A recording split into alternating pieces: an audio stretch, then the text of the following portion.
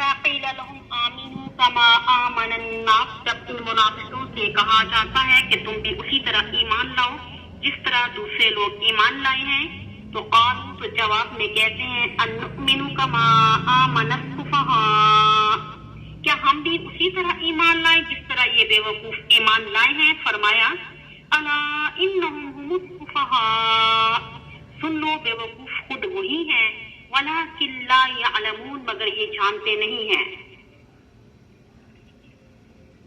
یہ سورۃ البقرہ کی آیت نمبر 11، یعنی کہ یہاں پہ اشکال وارد ہوتا ہے کہ منافقین تو برملا ایمان کا انکار نہیں کر سکتے تھے، کیونکہ بظاہر تو وہ ایمان لا چکے تھے، پھر وہ یوں کہہ سکتے تھے کہ ہم بے وقوفوں کی طرح کیسے ایمان لائیں؟ اس اشکال کا جواب یہ ہے کہ ایسی بات تو وہ برملا مسلمانوں کے سامنے نہیں کرتے تھے، بلکہ اپنے خاص معتمد آدمیوں کے روبرو کرتے تھے جنہیں اپنا رازداں سمجھتے تھے۔ ویسی بات یعنی کہ وہ برا بھی نہیں منائیں گے۔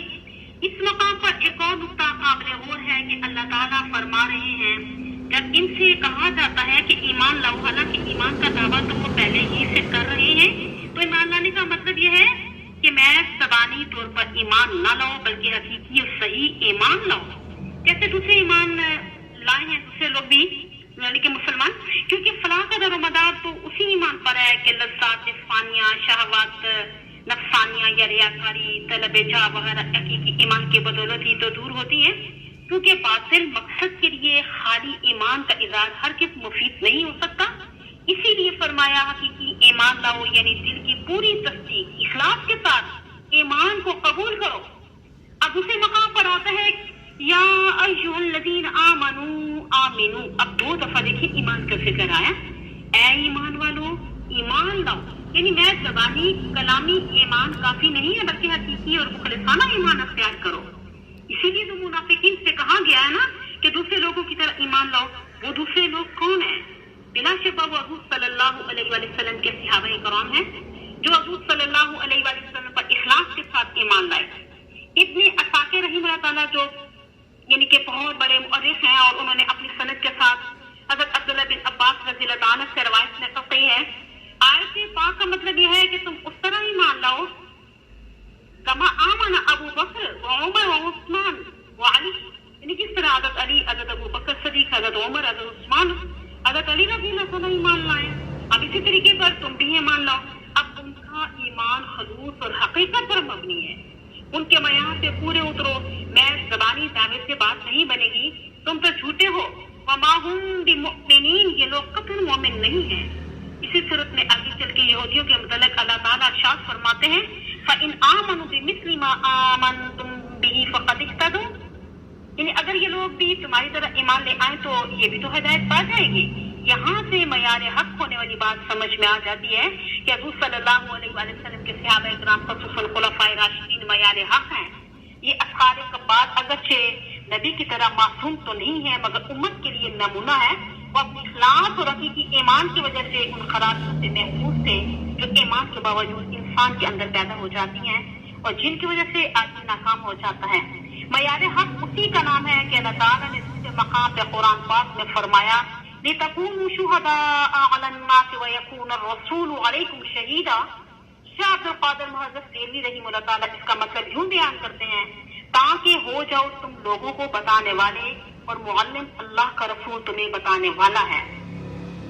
گویا اللہ تعالیٰ نے صحابہ کرام کو نمونے کی جماعت تیار کر کے ان سے خدمت اسلام کا کام لیا، اور حضور نبی اکرم صلی اللہ علیہ وآلہ وسلم نے صحابہ کرام کے متعلق یہ بھی فرمایا انتم شہداء اللہ فی الارض، اللہ کی زمین پر تم اللہ کے گواہ ہو، یعنی جس کی اچھائی کی گواہی تم دو گے وہ اللہ کے نزدیک بھی اچھا ہوگا، اور جس کی تم برائی کی گواہی دو گے وہ اللہ کے ہاں بھی برا ہوگا۔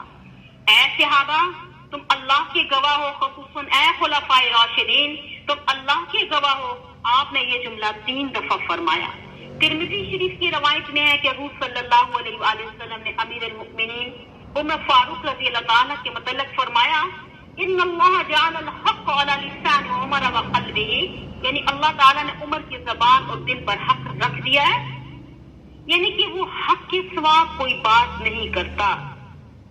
مطلب یہ ہوگا نا کہ یعنی اللہ تعالیٰ نے عمر رضی اللہ تعالیٰ کی زبان اور دل پر نا حق رکھ دیا، حق، یعنی حق کے ساتھ تو کوئی بات بھی نہیں وہ کرتے.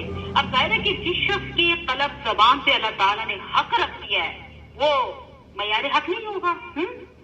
حضرت عبداللہ بن عباس رضی اللہ تعالیٰ کی روایت تو پہلے بھی بیان ہو چکی ہے نا کسی طرح ایمان لاؤ کہ جس طرح حضرت ابو بکر، عمر، عثمان رضی اللہ تعالیٰ، علی رضی اللہ تعالیٰ یعنی ان کے ساتھ ہی ایمان لائے. ان کا ایمان تو حقیقی ایمان ہے جو خلوص سے بھرپور ہے، اور ایسا ایمان انسان کی فلاح کا ذریعہ بھی بن سکتا ہے.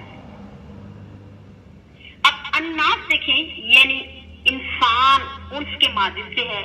انسان اس لیے انسان ہے کہ اس میں الفت اور مانوس ہونے کا مادہ پایا جاتا ہے. عربی میں اسے کہتے ہیں نا معصوم انسان الا لانثہ، کہتے ہیں نا کہ بالکل اسی طرح جیسے کہ قلب کو قلب اس لیے کہتے ہیں کہ الٹا ہوتا ہے. مل قلب الا انہ یتقلب، یعنی ایک تو یہ اپنی وضع کے اعتبار سے الٹا ہوتا ہے، یعنی کہ اس کا پیندا اوپر اور سر نیچے ہوتا ہے، اور دوسرا یہ کہ دل میں یہ پلٹیاں آتی رہتی ہیں. اس طرح اللہ تعالیٰ نے خبردار کیا وَاعْلَمُوا أَنَّ اللَّهَ يَحُولُ بَيْنَ الْمَرْءِ وَقَلْبِهِ، اللہ تعالیٰ انسان اور اس کے دل کے درمیان رکاوٹ ڈال دیتا ہے. اس لیے محتاط رہنا چاہیے. ذرا سی غلطی پر اللہ تعالیٰ دل بدل سکتا ہے. اسی لیے دعا میں سکھایا گیا یا مقلب القلوب ثبت قلبی علی دینک، اے دلوں کے پلٹنے والے اللہ کریم ہمارے دلوں کو اپنے دین پر ثابت قدم رکھ. بہرحال انسان کو انسان اس لیے کہا جاتا ہے اس کے اندر انس کا مادہ مزید رکھا گیا ہے.